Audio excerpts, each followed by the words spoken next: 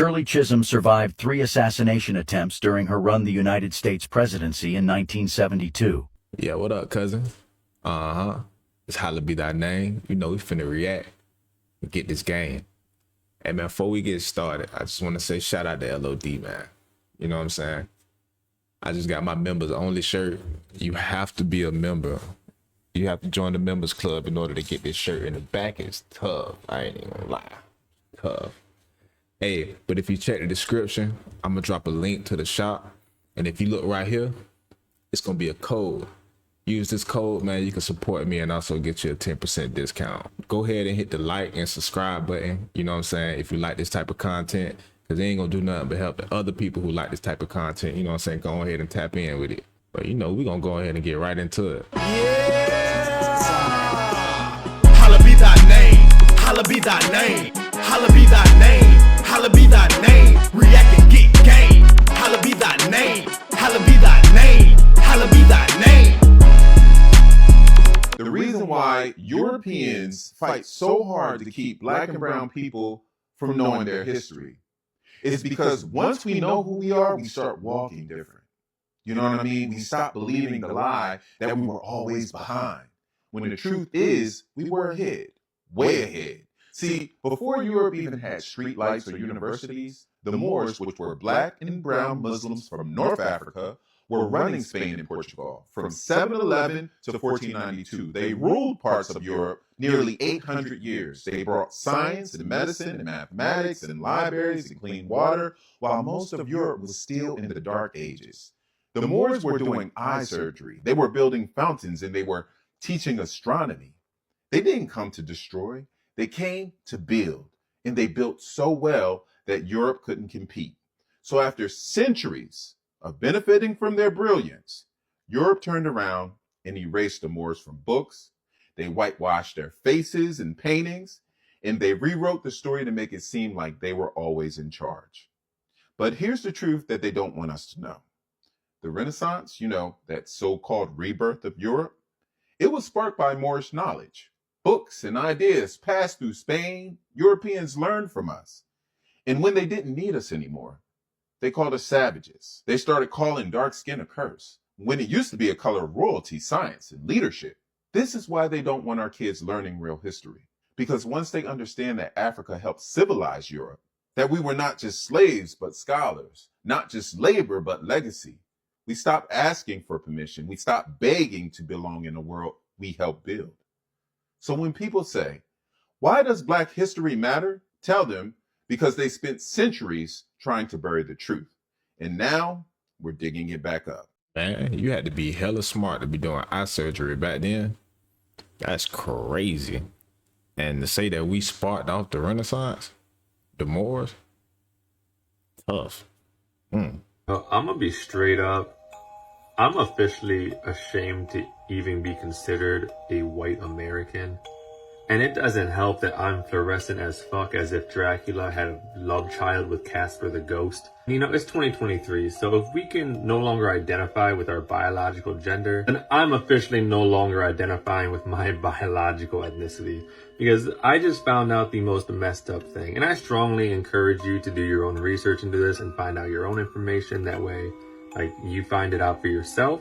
But this is what I just learned. George Washington, right? Did you know that there were indigenous Black people in the Americas, and they were Moorish Black people, and that the chopping of the cherry tree of George Washington was him officially cutting off their inheritance and their history from ever being remembered, and that he had written and said that in 200 years, if we remove the turbans from their heads, the sandals from their feet, and we make them think that they are just like any other Black people, that they will forget their entire history and their inheritance and the fact that they are indigenous to the Americas.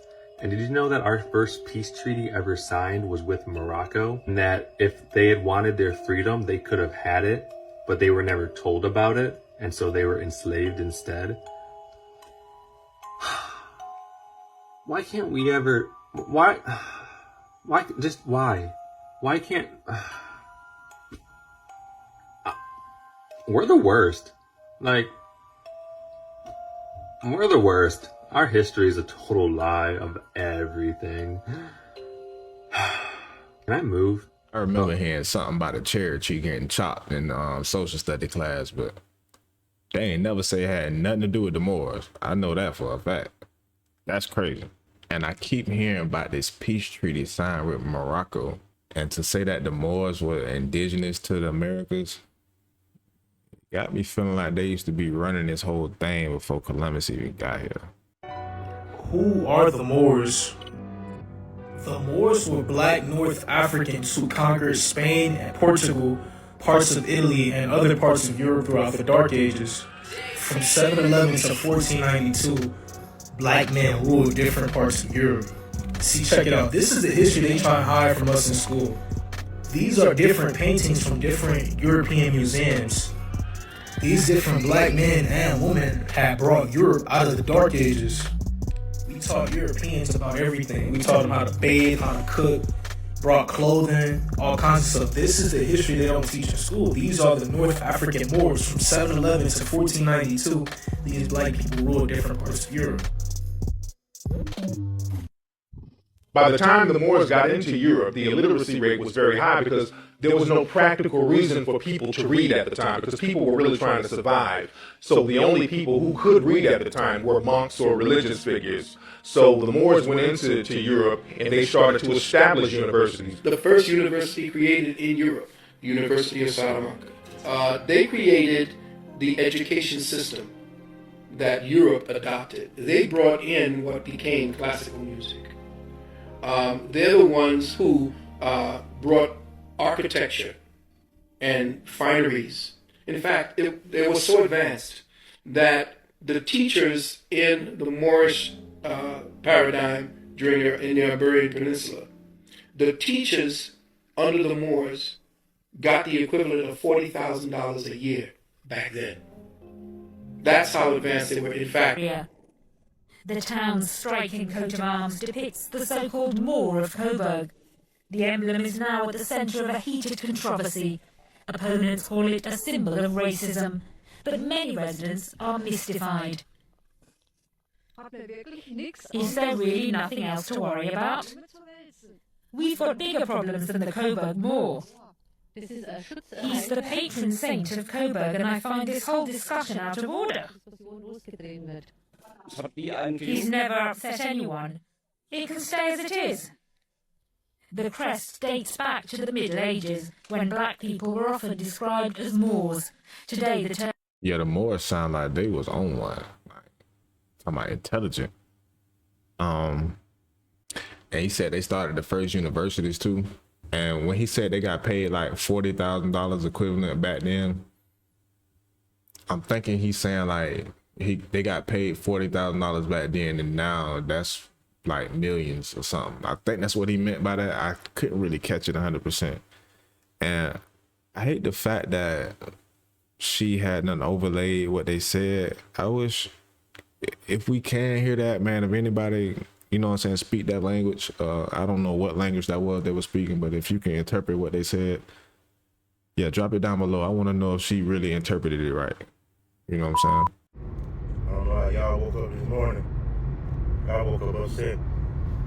These always half of this country. See, a lot of y'all are thinking that y'all ancestors just sat and took slavery, but they left a lot of y'all history out. I want you guys to search the Gullah Wars, Gullah, and the Seminole Wars that lasted for nearly 200 years. Our ancestors weren't just taking it. So y'all be sitting around saying, I'm not my ancestors. Y'all aren't our ancestors. Because our ancestors were rebellious. They were taking shit over. Y'all didn't know that our ancestors had their own settlements here on these lands. We had our own military force. We were at war with these people for almost 200 years. They lied to us about everything. They told you the reason why Abraham Lincoln signed the Emancipation Proclamation was because of the Civil War. No. John Horse and the Black Seminoles, they were tired of being at war with us for 50 years. It made them tap out. He actually signed the Emancipation Proclamation twice. And we kept on attacking their military and their soldiers until the point we forced their hand. They had to free the slaves. They did that because the slaves were going to take this country. This is our country. They owe us this country. We built this country off of our back. I don't know if y'all don't care Y'all don't care to know your history. The black women that we have these days, they aren't warriors like they were before. They're worried about breaking a fucking nail. They're worried about their hair sweating. These aren't the warrior women that we had before. These aren't the warrior men that we had before. They're waking up thinking about playing the video game when our ancestors were waking up thinking about cutting people's fucking head off. They owe us half of this country, y'all. Y'all need to research the Seminole Wars and the Gullah Wars. They lied to us. Our ancestors did not just take this shit. We were at war with these people all of this time. That's why they're trying to get rid of our history. They don't want us to know that. We're still supposed to be at war with them. We were at war with them since we came here. But they gave y'all niggas entertainment and all this glitz and glamour. I'm upset, man. This is supposed to be half of our country. And I'm not going to be satisfied until we get half of it back. Or all of it. You know what I'm saying? Fact to cap. My boy hot. And for good reason, I see. Alright. The Black Seminole Rebellion. It started in 1835 and lasted until 1842. 7 years for those of you doing the math. The Black Seminole Rebellion started with slaves in the South rebelling against their masters and rebelling against their keepers. And of course, they were killing their slave masters as they traveled south, picking up more people along the way. The U.S. government, being made aware of this, began to pursue those enslaved, now fighting for their own freedom, people. These enslaved people fighting for their freedom and rebellion had a plan to make their way down to Florida trying to escape. When they got to Florida, they linked up with the Seminole Indians in Florida. The Seminole Indians in Florida and these formerly enslaved people combined to fight against the American government for 7 years. For 7 years, the American military could not conquer these two groups of people. Once it became apparent that this was a stalemate, these former slaves and some of these Seminole Indians decided that the best thing they could do was make their way to Mexico where they will be freed. So they fought their way to Mexico, and even after Mexico, y'all know how America is, they couldn't take a loss. So, but they still couldn't defeat these formerly enslaved people. So the American government and these formerly enslaved people came to an agreement that they'd stay in Mexico and not come back and lead a rebellion, and that the American government will leave them alone. And the document that they signed in order to seal this became one of the foundation documents of another document that will come a few years later called the Emancipation Proclamation. This is our history. This is our story. This is our song. That's that history they ain't gonna teach you in social studies, boy. I never knew anything about a Black Seminole slave rebellion, but I see what Dawg was talking about before. Boy was getting down. Remember, Al Sharpton admitted to wearing a wire against the mob. If you are willing to risk your life wearing a wire against the mob, imagine what you'll do against black folks. You feel me? Remember, Jesse Jackson, these are not my words. According to William Pepper, Dr. King family attorney. If you haven't read the book, Orders to Kill and the Assassination of Dr. King, you better read it. He names Jesse Jackson unquestionably as an accomplice to the murder. They say Jesse called off the security at the Divine Lorraine Hotel in Memphis on April 4th. There was a group of black brothers. Like when I go around, I got brothers here doing security for me. Get them a hand, by the way, for helping to keep Dr. Umar safe. So when Dr. King got to Memphis, there was a bunch of brothers who said, we're going to hold you down on the strength. Jesse Jackson told them they wasn't needed. He called them off. Jesse called them off. And within about an hour, Dr. King was dead. Also, somebody from the Southern Christian Leadership Office called the hotel. Dr. King was on the ground floor. He wasn't supposed to be up in room 306.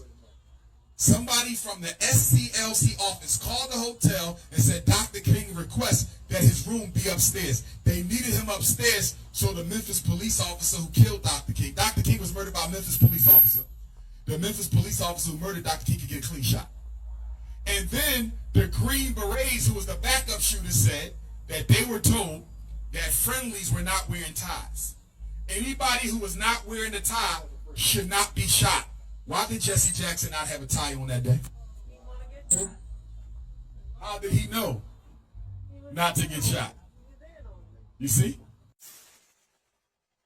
No, Dr. King was suffocated to death in the hospital. Dr. King showed up alive at the hospital, and this is in the book by William Pepper. And how do we know that he was suffocated to death at the hospital? A white nurse.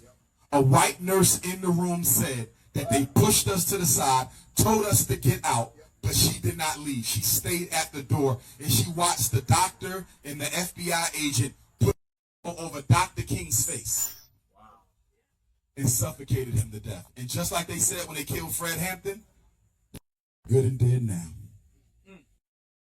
What you're fixing to witness now is the man who came by to get King to take him to dinner. And 30 years later at a press conference, he slipped because God do baffle your mind sometimes. We walked on the balcony, and he was talking to people in the courtyard. He stood here and I stood there. Only as I moved away so we could have a clear shot, the shot rang out. Thank you. I turned around and then I stood back on the balcony. Did that boy just say he moved out the way so that they can get a clear shot? That's crazy. Boy. On the balcony. He was taken to the St. Joseph's Hospital, and he was killed in the emergency room of St. Joseph's Hospital by the chief of neurosurgery, Dr. Breen Bland, who came in when they were all working on him in the emergency room, and he said, "Get out of here, let that die." And as they moved out of the room, the last one out was a surgical nurse, Little Ray Shelby, and when she heard them gathering up spit in their lungs to spit on Martin's body lying on a bed there, then she saw Dr. Bland take the catheters out of Martin's body and take the pillow from under his head and put it over his face and suffocate him.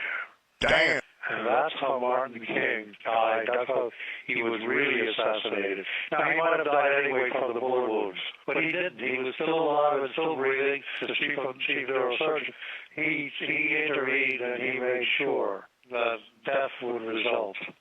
Wow. Right? My jaw was on the floor. Pause. So, he dead. He gone. What's the point of bringing this up? This is the Lord's doing. This is the Lord's doing. The Most High said in the last days, give me Matthew 10:26. Christ said in the last days that all these evil things that these nations, and in particular Esau, Edom, has done to us, is going to be revealed. The man of sin, the son of perdition, has to be revealed. God got to show you how wicked this man is. So Martin Luther King trusted in this man, had a false dream, and broadcasted it to all black people. And had black people saying, yeah, let's be equal. Let's join in. And then they assassinated him. This man don't care about you. He don't care nothing about us. Hell no. Only if you for his agenda. That's it. Read what you got. Matthew chapter 10, verse 26. Fear them not, therefore, for there is nothing covered that shall not be revealed. The Bible says there's nothing covered that shall not be revealed. The Lord gonna uncover it all in these last days. He done showed us Lake Lanier, Devil's Punch Bowl. He done showed us the true intention behind the coronavirus, the true intention behind the jab. The Lord's showing us all these things in the last days, the true intentions of why they was in Afghanistan for so long, in Iraq for so long, what they've been doing, building this huge pipeline. The Lord's showing us all. The hell no, it had me weak. I ain't gonna count. I ain't gonna count. I wonder where that smoke coming from. What is they barbecuing in there? But I peeped the words though. Scripture hit hard though.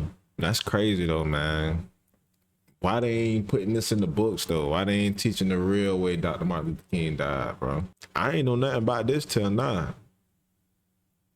I always heard that he died from a shot. You know what I'm saying? London, November 1972. As 100 million viewers tuned into Miss World, one contestant turned the swimsuit competition into a war crime tribunal. This is Black History X resurrecting Cynthia Shange, the Zulu queen who hijacked global television to shame apartheid. Her modified sash revealed South Africa's fractured reality. Her interview answers cited forced removals. And when organizers threatened to disqualify her, she unleashed photographic evidence of township raids from her hotel room. This isn't pageant history. It's how a beauty queen became apartheid's most unexpected saboteur. Fact 1. The broadcast heard across townships, 1972. Shange's South Africa 2 sash, stitched secretly the night before, forced the BBC to awkwardly explain apartheid's racial classifications to 108 countries. Producers later destroyed tape, but Soweto residents still recount gathering around radios to hear smuggled audio. Fact 2. The exiled crown. After condemning Bantustan policies during the Q&A, "How can I speak of beauty when my people are bulldozed?" the regime revoked her citizenship within 72 hours. British activists smuggled her to safety using the same networks that later hid ANC exiles. Fact 3. The pageant as intelligence operation. She smuggled 47 photos of police brutality in her gown hems, later used as evidence at the UN. A declassified 1996 Truth Commission report confirmed apartheid agents had planned to disappear her during the return flight. Fact 4. The media blackout. Time magazine cropped her from group shots. South African papers ran a stand-in's photo for decades. Her 1973 Ebony interview was spiked after pressure from Pretoria's U.S. lobbyists. Fact 5. The reclamation. When post-apartheid officials omitted her from struggle hero lists in 2012, former students projected her image onto Parliament using the same projectors that once displayed racist propaganda. Before black people were even considered citizens, one of us held a U.S. patent. His name was Thomas L. Jennings, and they never taught you about him. In 1821, Jennings invented a method called dry scouring, a revolutionary early form of dry cleaning. He was a tailor in New York, but he wasn't just sewing clothes. He was stitching together freedom. At the time, black people, enslaved or free, couldn't legally own inventions. But Jennings was free and brilliant and unstoppable. He became the first black person in U.S. history to receive a patent. And what did he do with the money? He didn't build a mansion. He funded the abolitionist movement. He bankrolled legal challenges. He helped black people escape bondage. He turned his patent into protest. While white inventors were building wealth, he was building freedom. But you won't find his name in textbooks next to Edison or Bell, because they feared what he represented, that a black man could outthink the system and still survive it. That broke me. He took their laws, mastered their system, and used it against them. So why is it that we still know the name of every white inventor, but not the first black one? Follow if this is the legacy they hoped you'd never find. Drop Jennings in the comments if this is the first time you've heard his name. It's the first time I heard either one of their names. But what blows my mind is how selfish we are nowadays. Like, you see how they took their professions and they used it to try and benefit the collective. I wonder where that energy went at, man. 5 incredible facts about Malcolm X that reveal lesser-known aspects of his remarkable journey. 1. While in prison, he hand-copied an entire dictionary from front to back to improve his vocabulary and writing skills. Prison records show he would stay up late into the night, studying by the light filtering in from the prison corridor. He later wrote that he copied every single word, starting with aardvark, and when he finished, he read everything he could find, now understanding words he'd never known before. His prison library record shows he checked out an extraordinary number of books during his incarceration. 2. Before his transformation, when he worked as a railroad porter, he would secretly write down 50 new words a week from magazines he found on trains. determined to overcome his limited education. His sister Ella confirmed that he would mail her letters filled with these new words, asking for their meanings. Many of these letters still exist, showing his early commitment to self-education. 3. He developed a unique public speaking technique that combined street language with classical rhetoric, which he practiced by debating himself in his prison cell. Prison guards documented how he would argue both sides of an issue for hours, developing the skills that would later make him one of the most powerful orators of his time. Recordings of his speeches show how he could shift between formal English and vernacular to connect with different audiences. 4.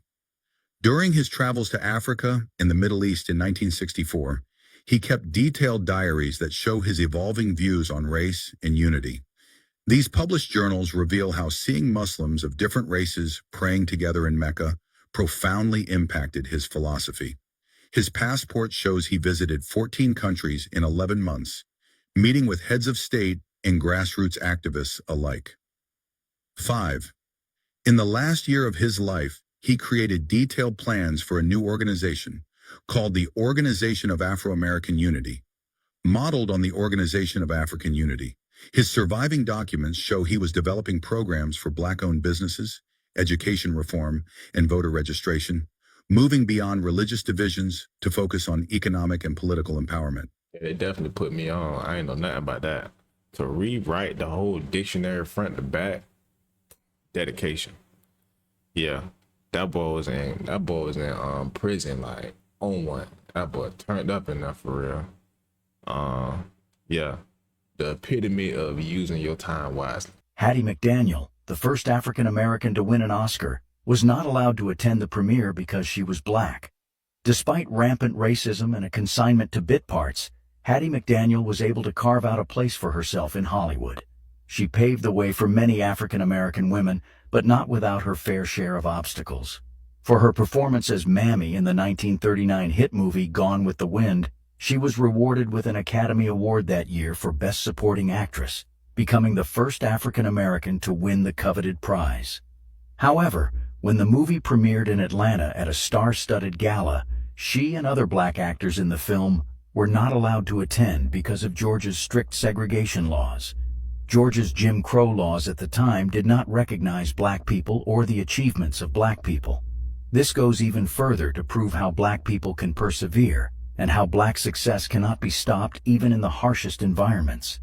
This simple setback didn't slow her down as Hattie went on to star in over 300 films, was inducted into the Black Filmmakers Hall of Fame in 2006. She was also the first Oscar winner to appear on a postage stamp. While Hattie enjoyed success, not everyone was happy about her roles. The NAACP said Hollywood's roles for African Americans were narrowed to servants or characters whose main purpose was being comically slow and dim-witted. Hattie was criticized for settling for lesser roles than her white colleagues. Despite this, Hattie went on to have a stellar career. Shirley Chisholm survived 3 assassination attempts during her run the United States presidency in 1972. Unbought and unbossed. Those words ring loudly as a mere speck of Shirley Chisholm's legacy.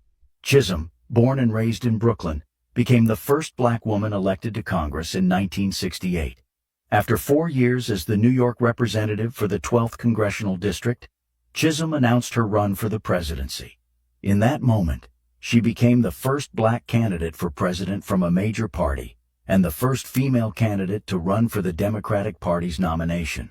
In doing so, she challenged countless norms and shattered innumerable barriers which had stood since the dawn of the United States. But it was far from easy. She had to sue her way into televised debates and survived multiple assassination attempts along the way. Throughout her campaign, Chisholm focused on empowering women and minorities, encouraging them to engage in the political process and strive for leadership roles. She passionately advocated for women's rights, equal pay, and accessible health care, becoming a staunch champion for those who had long been marginalized and overlooked.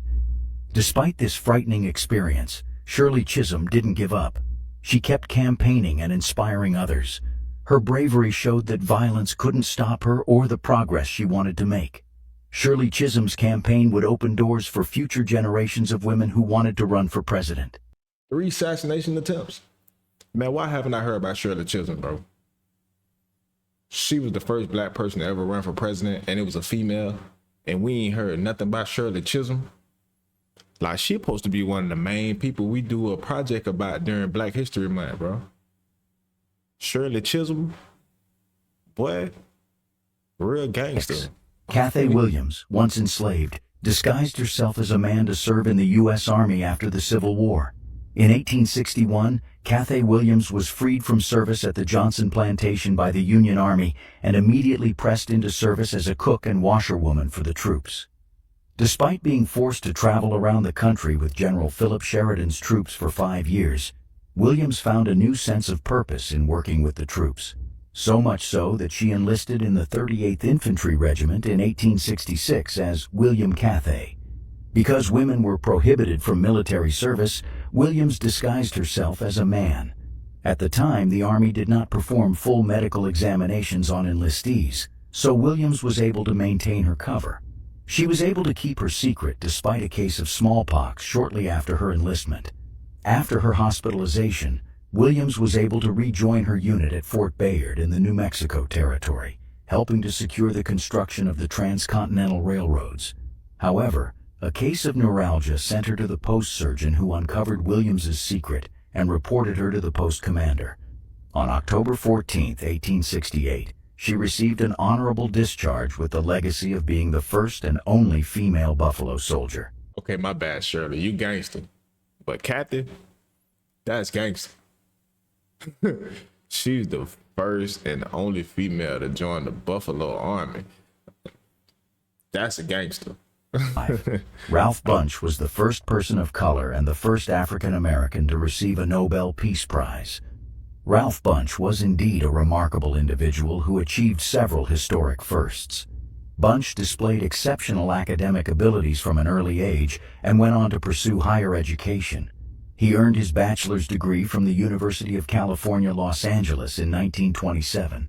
He continued his studies at Harvard University, where he obtained his master's degree in political science in 1928 and his doctorate in 1934, becoming the first African American to receive a PhD in political science.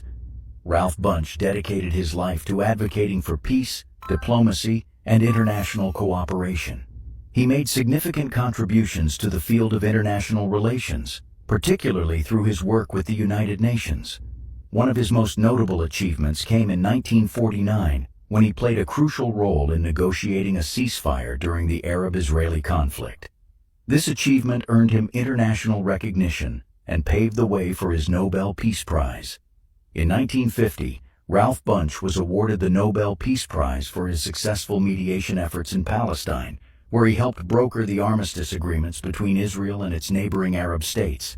This made him the first person of color and the first African American to receive such a prestigious honor. And that's lit, Ralph. I ain't heard about you either, man. To be the first person to get a Nobel Peace Prize, I think we should have heard about you, dog. I know about you now for sure. Shocking DNA discovery. This black man's DNA proves that 99.99% black genes are so unique. They told us black people came to America in chains, that we were stolen from Africa, stripped of everything and dumped into a new world we didn't belong to. But what if I told you that's the biggest lie ever told? Because one black man's DNA just destroyed that narrative. His name was Albert Perry. And when scientists tested his Y chromosome, they found something terrifying. It was older than every known human being on Earth. Not just African, not just American, not even Neanderthal. His DNA didn't just connect him to the first man.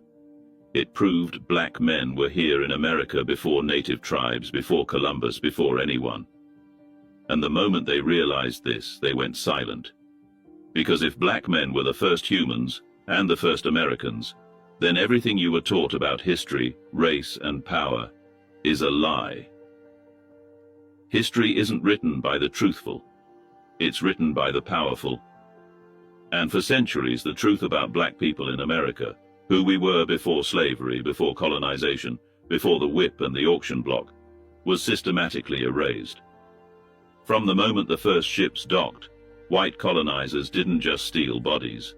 They stole stories, cultures, tongues, bloodlines, and they replaced them with a single narrative. You came from nothing. You were brought here like cargo. You have no past, no land, no legacy. But that narrative was never meant to be true. It was meant to control. Because if black people in America ever knew who we really were, if we ever realized we didn't just arrive here in chains, but that we were already here, thriving, ruling, building, the world would never look at us the same again. That's why early scientists avoided studying African American DNA in depth. He was the first black man in America to build a billion-dollar company. And you probably never learned his name. Reginald F. Lewis, Harvard Law graduate, corporate lawyer, genius deal maker. In 1987, he bought Beatrice International Foods for $985 million. At the time, it was the largest leveraged buyout of a global company by any American businessman, black or white. He renamed it TLC Beatrice International. And in just 1 year, the company brought in over $400 million in revenue. He didn't just break ceilings, he shattered the entire blueprint. While Wall Street watched in disbelief, he built an empire in food, finance, and international trade. He became the richest black man in American history at the time. And still, no movies, no biopics, no business school case studies, no chapters in your textbooks. They don't talk about how he gave millions to HBCUs, how he championed black ownership, global influence, and economic self-determination. Why? Because Reginald Lewis proved something dangerous to the system. That black excellence wasn't just cultural. It was corporate. It was global. It was power. He passed in 1993 from brain cancer. But the silence that followed wasn't about grief. It was about control. They couldn't rewrite him, so they erased him. Alright, man, we're gonna wrap it up here. If you reach the end of the video, man, please do not forget to hit that like, that subscribe button, hit the bell so you're always notified, man. It helps with the algorithm. Cause your boy grinding the legal way. You feel me? Tap in, man. Help push me in the right direction. And I appreciate everybody who done been tapping in and showing love, man. But I ain't gonna hold y'all up. Till next time. Holla be thy name, holla be thy name, holla be thy name, holla be thy name, react and get game. Holla be thy name, holla be thy name, holla be thy name.